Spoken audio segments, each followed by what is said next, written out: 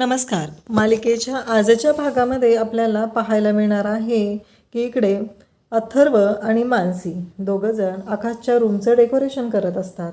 कारण आकाश आणि भूमी यांची लग्नानंतरची पहिली रात्र असते. तर त्यासाठी इकडे डेकोरेशन त्याचबरोबर रूम सजवायचं सर्व काम हे अथर्व आणि मानसी करत आहेत. त्यांनी दोघांनी ठरवलेलं आहे. त्यानंतर अथर्व मानसीला म्हणतो, बघ बरं अजून काय करायचं राहिलं आहे का? त्यावरती मानसी म्हणते, हां नाही राहिलं, पण मला काय वाटतंय पापड आणूया खरे. त्यावेळेस अथर्व म्हणतो, काय आत्ता पापड तळत बसणारच जाऊन किचनमध्ये? तेवढ्यात तिथे आकाश आलेला असतो. आकाश म्हणतो, काय रे हे इतकं सगळं? तेव्हा अथर्व म्हणतो की अरे कसं आहे माहिती आहे का, लग्नानंतरची पहिली रात्र आहे ना. त्यावेळेस आकाश म्हणतो, अरे दुसऱ्या लग्नानंतरची पहिली रात्र आहे ना अथर्व. आकाश स्वतःच असं म्हणतो आणि लाजतो. त्यानंतर अथर्व आणि मानसीला म्हणतो, खरंच खूप छान केलं आहे हे सगळं. आकाशला खरंच खूप छान वाटत असतं. तो खुश झालेला असतो. कारण हे या दिवसाची तो आतुरतेने वाट पाहत होता. भूमी ही आपली झाली पाहिजे. भूमी ही त्याच्या आयुष्यात आलेली होती, पण नियतीने सगळा गोंधळ घालून ठेवलेला होता. त्यामुळंच आकाश आणि भूमी एकमेकांपासून लांब होते. पण फायनली आज आकाश आणि भूमी पुन्हा एकत्र येत आहेत आणि ते दोघंजण आता सुखी संसाराला सुरुवात करणार आहेत. तर अथर्व म्हणतो की बघ हे एवढं केलेलं आहे, आता तुला आणखी काय वाटत असेल तर सांग. त्याचबरोबर अथर्व आणि मानसी, आता मानसी म्हणते की मी भूमिताईला घेऊन येते. ती निघून जाते आणि अथर्व मात्र इकडे चिडवत असतो. आकाशला म्हणत असतो की तो हर्ट आहे माहिती आहे ना, सकाळपर्यंत चुरगळला नाही पाहिजे. गुलाबाच्या पाकळ्यांचा बेडवरती हर्ट केलेला असतो आणि तो सांगत असतो की हा हर्ट सकाळपर्यंत आहे तसा राहायला पाहिजे. तर आकाश म्हणतो, हो का, तसं केलं पाहिजे का, असं म्हणत तोही त्याचं ऐकून घेत असतो.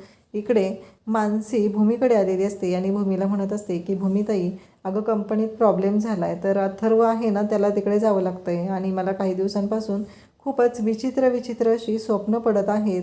तर मला काय वाटतं आहे, तू माझ्यासोबत झोपशील का? तेव्हा भूमी म्हणते, हो आता काही ऑप्शन नाही आहे, पण मी आकाशला काय सांगू गं. इकडे अथर्वने पण आयडिया केलेली असते. तो एक त्याचा फोन वाजतो. तो फोन उचलतो आणि फोनवरती बोलू लागतो. फोनवरती म्हणतो, काय कंपनीत प्रॉब्लेम झाला आहे, हाणामारी झाली आहे कामगारांमध्ये, आकाश सर आल्याशिवाय ऐकणार नाही आहे.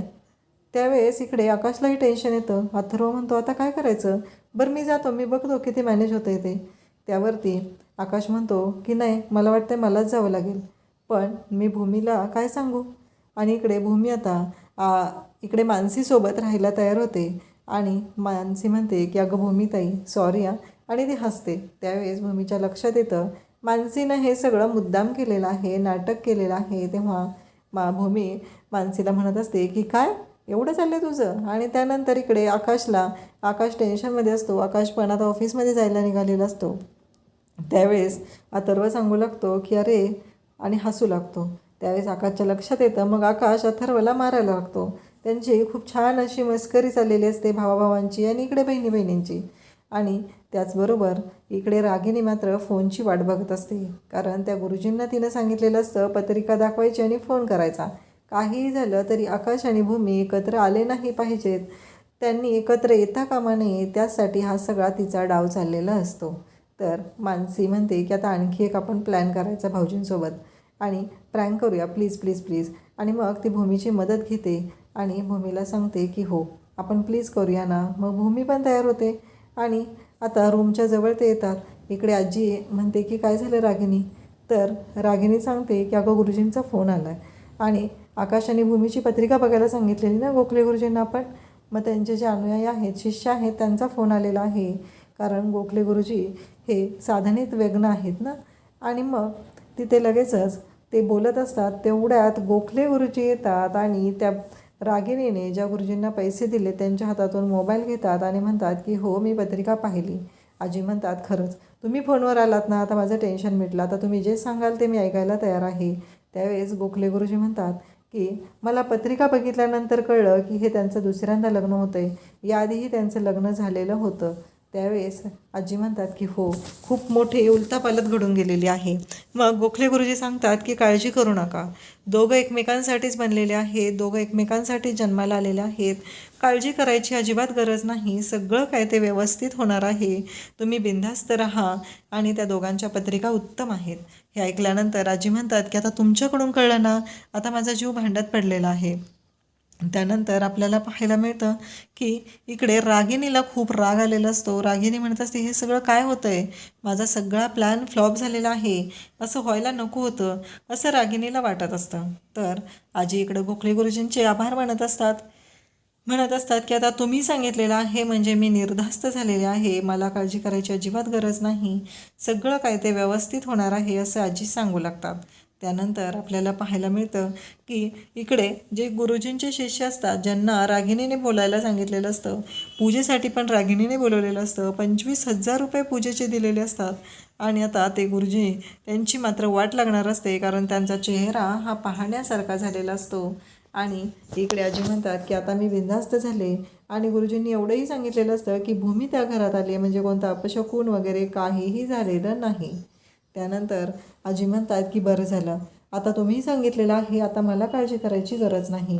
त्यानंतर आपल्याला पाहायला मिळतं की रागिणीचा चेहरा हा पाहण्यासारखा झालेला असतो, आणि गुरुजी इकडं गोखले गुरुजी त्यांच्या शिष्याला म्हणतात, कसं आहे, तू माझ्या संपर्कात आहे, माझ्याबरोबर राहत आहे, तरीही तुझ्या डोक्यात हा विचार आला, तू काय करणार होतास हे मला माहिती नाही, पण तू काहीतरी चुकीचं करणार होतास हे तुझ्या चेहऱ्यावरती स्पष्ट दिसत आहे.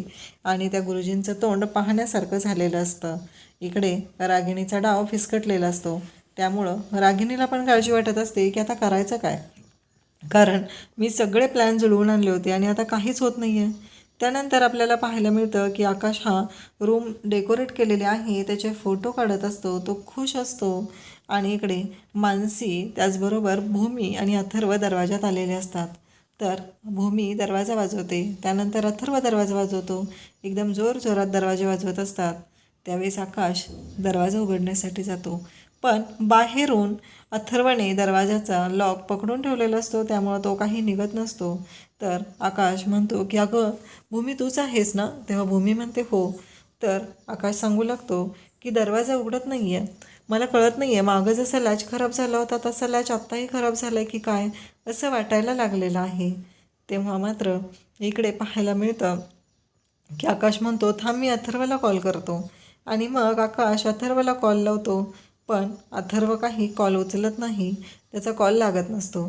आणि मग त्यानंतर आकाश कॉल आहे तो मानसीला लावतो, आणि मानसीची रिंग दारात वाजते, आणि इथे सगळा पचका होतो. आकाशला कळतं की हे तिघं मिळून बाहेर आहेत, आणि हे तिघं मिळून माझ्याबरोबर प्रँक करत आहेत. ही गोष्ट आता आकाशच्या लक्षात आलेली असते. आकाश म्हणतो की आत्ता कळेल आहे मला, बरं ठीक आहे भूमी, आता मी काय करतो, वेदांगीशी बोलतो, खूप दिवस झाले बोललो नाही, तासभर तिच्याशी गप्पा मारतो, आणि मग बघूया पुढे काय करायचं ते. आणि लगेच भूमी म्हणते, नाही आकाश, असं म्हणत जोरात दरवाजा उघडते. आणि आकाश म्हणतो, असं आता उघडला का दरवाजा? ठीक आहे, आता तुमचा प्लॅन कळलेला आहे मला.